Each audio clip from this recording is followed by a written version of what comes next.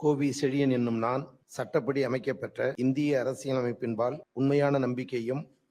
மாறாப்பற்றும் கொண்டிருப்பேன் என்றும், இந்திய நாட்டின் ஒப்பில்லாத முழுமுதல் ஆட்சியை ஒருமையையும் நிலைநிறுத்துவேன் என்றும், தமிழ்நாட்டு அரசின் அமைச்சராக உண்மையாகவும் உளச்சான்றின்படியும் என் கடமைகளை நிறைவேற்றுவேன் என்றும்,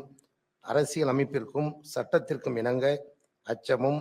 ஒருதலை சார்புமின்றி விருப்பு வெறுப்பை விலக்கி பலதரப்பட்ட மக்கள் அனைவருக்கும்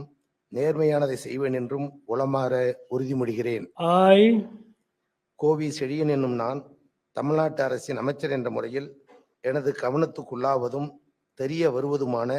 எந்த பொருளையும் அமைச்சரின் கடமைகளை உரியவாறு நிறைவேற்ற தேவையான அளவுக்கன்றி ஒருவரிடமோ பலரிடமோ நேர்முகமாகவோ